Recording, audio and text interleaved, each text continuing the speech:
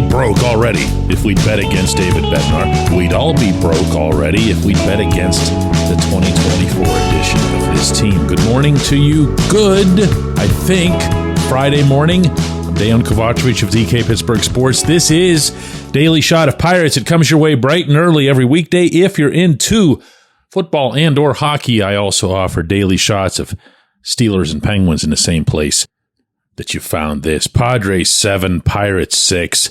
Nobody needs to revisit even a split second of that game, how it changed hands multiple times. Certainly not how it ended. David Bednar again taking a lead to the mound. Bednar again blowing that lead. This was what he had to say afterward on that subject. Yeah, no, that's just unacceptable. The guys battled back both games and just a big time letdown on my end. And, today was incredibly frustrating, just a lot of free stuff. And, that just can't happen. That kid takes losing, takes blown saves, even in W's, really hard. And he struggles equally hard to hide it, which makes it so much more uncomfortable being around him. But you know what? You've got no friends as a closer after a blown save. You can have 19 consecutive successful saves, which he just had before these two blown saves, and it doesn't matter. You are the worst person in the world. Local kid, big smile, Roberto Clemente Award nominee, all that stuff, doesn't matter. It goes right out the window. You're just that guy walking off the mound after destroying everything that everybody in that ballpark thought was about to happen, including, as he pointed out himself, what his teammates had done, because both of these games involved big rallies for the Pirates. And look, if I had to say one thing about this homestand in general, and I know I said I wasn't going to talk about it, out of that 1-5, they probably had as many big hits, like real live gripping moments at the plate, as they'd had in any stretch all season. Didn't matter. Everything got thrown away. And the result, well, the result is that the Pirates flew after the game to Los Angeles. They'll play the Dodgers tonight. If you've been following this team for any amount of time in your life, you'll know how that's going to go.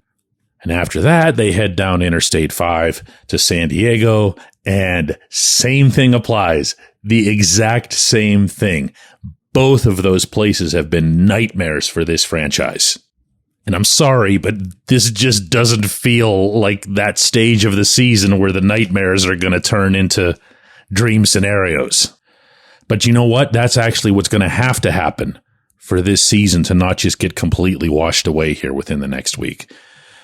The Pirates are now 56-58, losers of 4 in a row.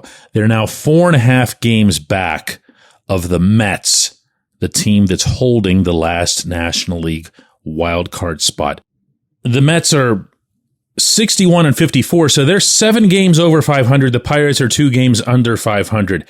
And in between the Mets and the Pirates are, in order, the Braves, the Cardinals, and the very much legitimately surging Giants. I can just say that it's over. I'm not really into predictions. I can just say that, there's no chance, except that I've thought that probably on 3 or 4 other occasions, at least over the course of this summer, and I've been wrong every single time. For that matter, there have been, like maybe a dozen games, and I don't even know that I'm stretching it, a dozen games where you said to yourself, now that is rock bottom. It gets no worse than that. Absolute abyss, only for rock bottom to arrive again the very next afternoon, which is what we just saw between Wednesday and Thursday. And then somehow they'll just win the next game, they'll snap the streak, at which point one of Mitch Keller, Paul Skeens, Jared Jones, sometimes other guys, Bailey Falter, will take the hill and just bring it all back. And then they'll win another, and then you'll look and you'll see, oh, they're 500. And oh, by the way, the Mets maybe lost one or two, or whoever lost one or two. I am not attempting to instill hope after that homestand. That would be malfeasance on my part to the extreme. I'd be guilty of torturing the tormented. But I also feel like I'd be remiss in not bringing up that this has happened multiple times already, and it's been fixed multiple times already. It was only a week ago, if you can believe this now, it was a week ago that pretty much everyone following this team was positive they'd make the playoffs, or at least close to it. Don't deny it. I see what you're doing there. You're denying it. The problem is I was there a week ago too, and I got all that sense from everybody. So here's what I have on this subject, and I'm going to shut up. Tonight, Mitch Keller is pitching. All the Pirates do is win when Mitch pitches. Tomorrow, Paul Skeens is pitching. Sunday, Bailey Falter is pitching. Are they favored to win these games? No, of course they aren't. Can they win these games? Yes, absolutely. With this caliber of pitching, they can. So, don't be jumping off any figurative ledges just yet. When we come back, J1Q. This portion of Daily Shot of Pirates is brought to you by our friends at North Shore Tavern. That's directly across Federal Street from PNC Park. It's home of Steak on a Stone, an eating experience, underscoring the word experience. The steak is brought to you partially cooked on an 800-degree stone, and you do the rest. It's a ton of fun, it's a great meal, and it's a baseball atmosphere like no other in Pittsburgh. North Shore Tavern, right across Federal Street from PNC Park.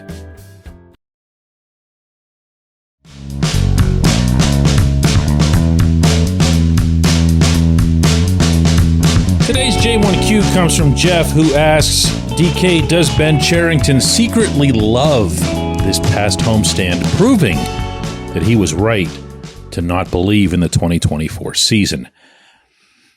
I mean, geez, I'm cringing here as I speak, but only because it seems so bizarre to be able to comfortably say this about any sports executive. But yes, this is a leader of baseball ops who believes first and foremost in his process. And if his process told him that the 2024 season wasn't going to go anywhere, and that this wasn't the time to add, and that in turn he might have contributed to it becoming a self-fulfilling prophecy by, not adding, meaning for 4 months, not at the trade deadline, then, that's a W.